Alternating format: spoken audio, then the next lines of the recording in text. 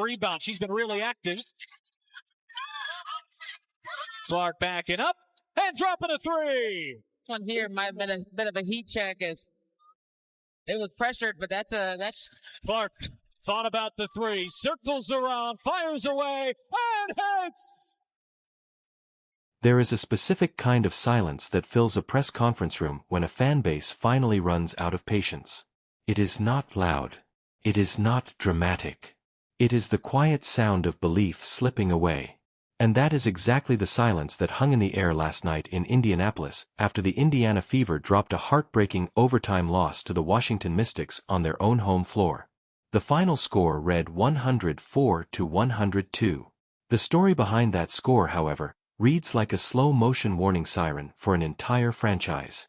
Because when your star point guard pours in 32 points, drains 7 three-pointers, drags her team back from the dead in the fourth quarter, and forces overtime one of the gutsiest individual performances of the young season. When we don't consistently defend, again, and this is on us as coaches. Like, this is our responsibility. We got to be disciplined the entire game. We got to be disciplined every possession.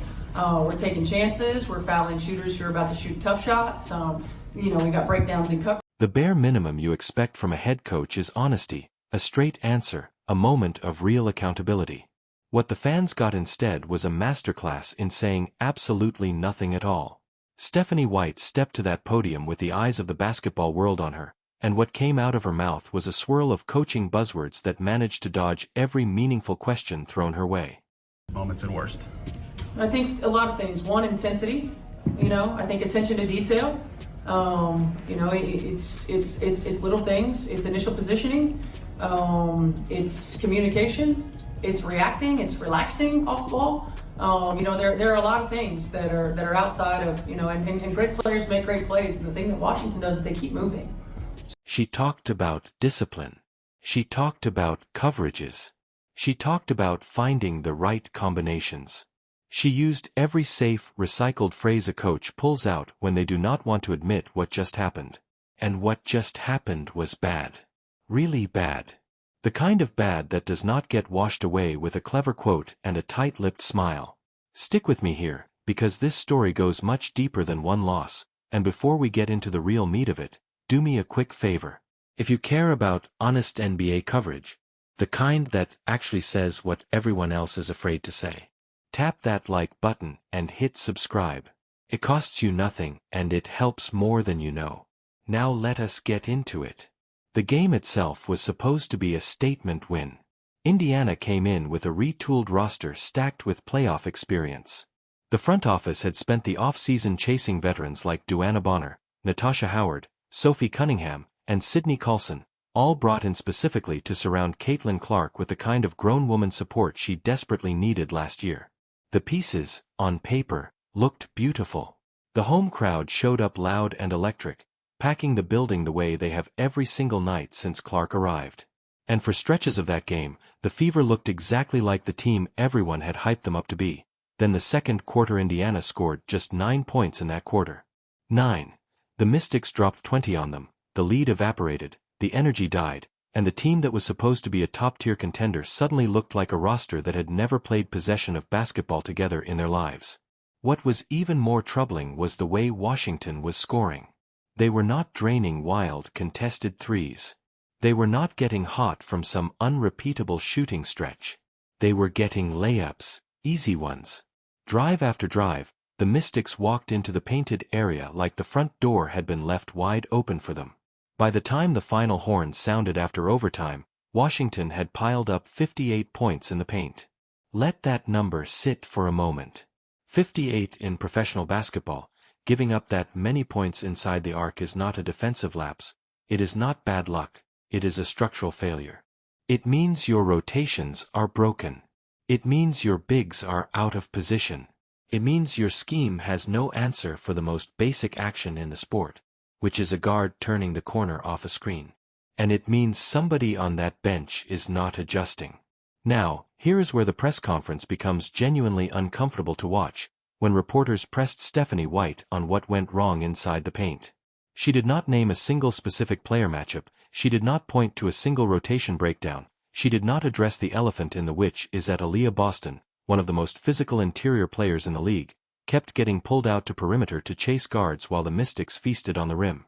Instead, the coach said the team needed to find combinations of players and rotations at net efficiency. Area of growth is everyone wants to go over when they're making shots. And for us, that's our biggest room for improvement right now is when things aren't going well, we still got to be able to defend and, find ways to get stops. And we haven't done that very well to this point, same way it was with our. Those were her actual words.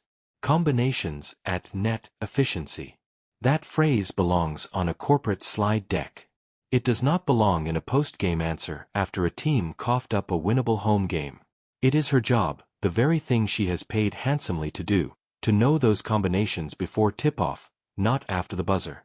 And just when it seemed like the whole night was going to drown in vague coaching language, Caitlin Clark walked up to the microphone and did something the coach refused to do. Told the truth. Asked about the team's defensive struggles, Clark looked drained, slightly frustrated, and entirely unwilling to play the diplomatic game. She said, Going to the left, that's what I like, but at the same time, I don't get a ton of catch and shoot threes, so, take what you can get, but it was great, but I don't really care because we lost. Caitlin, 37 minutes tonight, how do you feel coming out of that one? See the smile on your face. And these are her words that the biggest area of growth for the team was learning to defend even when their shots were not falling. She said everyone wants a guard when the offense is humming. She said the moment things go sideways, the focus on the other end vanishes. She did not name names. She did not have to. Every fan watching at home heard exactly what she was saying. The Fever are playing front-runner basketball. When the threes drop, they sprint, they communicate, they fight. When the threes stop, they fold. That is not a personnel problem. That is a culture problem. And culture comes from one place. The head coach. Now compare those two answers side by side. The coach offered buzzwords. The 24-year-old point guard offered a real diagnosis. Who sounds more in command of this team right now? That is not a rhetorical question. That is the exact question every executive in the Fever front office is being forced to ask themselves this morning. Because when your franchise centerpiece, the player you built your entire commercial future around, is publicly identifying problems faster and more honestly than the person paid millions to identify them, you have a leadership vacuum. And leadership vacuums in professional sports almost never end quietly. Then came the quote that lit social media on fire. A reporter asked Clark how she felt coming off such a monster individual night. 32 points, 7 threes. A fourth quarter for the ages where she single-handedly clawed her team back into the game. Clark did not even pretend to enjoy the question. She said, and I quote, "That was great," but she did not really care because they lost. That was it. No spin, no fake smile, no polished athlete speak. Just the cold, flat truth of a competitor who has already moved past her own brilliance because her team did not get the win. That single sentence might be the most important thing said all night because it told you everything about who Caitlin Clark is and everything about what kind of pressure she is silently absorbing every single game. But here is the part that does not get talked about enough. While Clark is carrying that weight, the roster around her is being deployed in ways that genuinely defy logic. Monique Billings logged heavy minutes as the backup big and finished with 10 points and 9 rebounds. Respectable numbers in a vacuum. But in context, with Washington's front court running wild inside, the rotation patterns made no sense. Why was Boston repeatedly stretched away from the rim? Why were defensive switches leaving smaller guards isolated on Mystics bigs in the post? Why did the team wait until the fourth quarter to actually run sets that generate a clean look for Clark coming off screens going left, which is, by the way, exactly where she is most dangerous? These are not nitpicks. These are the basic strategic questions that should have been answered months ago in training camp. Instead, they are still being workshopped live on national broadcasts in front of sellout crowds. The front office is not innocent in this either. There were obvious holes on this roster from a moment free agency closed. Everyone who watched this team last season knew that interior defense and a true rim protector were the missing pieces. Indiana brought in veterans. They brought in shooters. They brought in playoff experience. But they did not bring in the one thing that mattered most, which is a certified rim protector who can erase mistakes when the perimeter defense breaks down. And the perimeter defense is breaking down. A lot. So now you have a roster missing its most critical piece, a coach who cannot seem to mask that weakness with scheme, and a superstar guard being asked to outscore every defensive failure her team commits. That math does not work. Not over an 82-plus game grind. Not in the playoffs. Not against the Aces or the Liberty or anyone with a real interior presence. This is where the conversation turns toward the future, and it is not a comfortable conversation. The Fever are early in their season, sitting at 1-2, and already the cracks are showing. Stephen A. Smith has weighed in on national television. Beat reporters who have covered this team for years are starting to use phrases like coaching malpractice in their columns. Fans, and not just angry ones online, are openly asking whether Stephanie White is the right person to lead this group through a championship window that may never be this wide open again. Comparisons to the previous coaching staff are surfacing, and that is a brutal place to be because the previous staff was widely viewed as not ready for the moment. If your current setup is now being compared unfavorably to a regime that was already considered insufficient, you are in trouble. The honeymoon is over, the patience is gone, and there is a real, tangible cost if this does not get fixed. The WNBA playoff race is going to be a knife fight this year. Every game matters. Every home loss as a brick to Fever are stacking against their own postseason chances. Imagine, just for a second, the media firestorm that would erupt if Caitlin Clark misses the playoffs entirely. Imagine the talking heads, the takes, the headlines, the endless dissection of what went wrong. The league cannot afford that scenario. The franchise certainly cannot. And yet, at this moment, the team is operating like it has not fully grasped how thin the margin actually is. You do not get many seasons with a player like Clark in her prime. You do not get many windows where the entire sports world is watching your home games. Wasting any of that, even one game of it, is a sin in this league. And what makes the situation more painful is that the players themselves seem to know exactly what is wrong. You could hear it in Clark's voice, you could see it in the body language on the bench. There's a quiet awareness inside that locker room that something has to change. And soon, whether that change comes in the form of a different rotation, a different defensive philosophy, a different starting lineup, or eventually a different voice at the top remains to be seen. But the status quo cannot hold. Not with this much talent, not with this much expectation, not with this much money and media attention pouring into the building every single night. There's one more thing worth pointing out, and it is a detail that often gets lost in the noise. The fans in Indianapolis have done absolutely nothing wrong. They show up. They scream. They sell out every seat. They turn that arena into one of the loudest environments in the league. Clark herself, in that same post-game appearance, made a point to thank them for being the reason the team had any energy left in the fourth quarter. The fans are not the problem, the roster is talented enough to be the problem solvers. The coaching seat is where the answers have to come from. And right now, those answers are missing. You can scheme around a missing rim protector. You can hide weak defenders.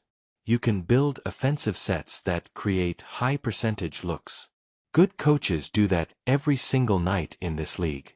The question Indiana has to answer, and answer fast, is whether they currently have a coach capable of doing it. So where does this leave us? It leaves us with superstar guard playing the best basketball of her career and still walking away from games without joy. It leaves us with a roster full of veterans who look disconnected and frustrated. It leaves us with a head coach whose press conferences are starting to feel like exercitious in avoidance rather than leadership. It leaves us with a fan base that is one or two more bad losses away from full revolt. And it leaves us with a front office that is going to have to make some genuinely uncomfortable decisions if the trajectory does not change very quickly. None of this is fixed by a single good win. None of it is fixed by a clever post-game quote. It only gets fixed by accountability, by adjustments, and by the kind of clear-eyed honesty that, so far this season, only the 24-year-old point guard seems willing to hear is the bigger question worth sitting with. What does it say about a franchise when the player is leading the coach instead of the other way around? What does it say about the locker room when the youngest star is the one delivering the hard truths while the veteran head coach hides behind buzzwords? And what does it say about the league as a whole when its single biggest commercial draw is being asked to carry not only the offense, not only the brand, not only the ratings, but the emotional weight of an entire organization that does not seem fully prepared for the moment has been handed? Those are not small questions. Those are franchise-defining questions, and the answers are going to start writing themselves over the next handful of games, whether anyone in that building is ready for them or not. Before we wrap this up, I want to hear from you because, honestly, this conversation only gets better when you jump in. Do you think Stephanie White is losing the locker room, or are the players the ones failing to bring the effort when shots are not falling? Is the front office to blame for not adding a real rim protector, or is the scheme the bigger issue, and the big one if how long before the Fever are forced into a coaching change they clearly were not planning on making? Drop your most honest take in the comments, the unfiltered ones. Ones you would not say on television. I read every single one, and the best comments usually end up shaping the next breakdown. If this video gave you something to think about, do me a favor and smash that like button, hit subscribe, and turn on the notification bell so you do not miss the next deep dive. There's a lot more stories still to unfold this season, and trust me, you're going to want to be here when it does.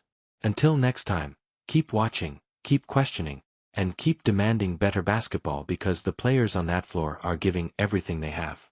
The least the people running the show can do is meet them halfway.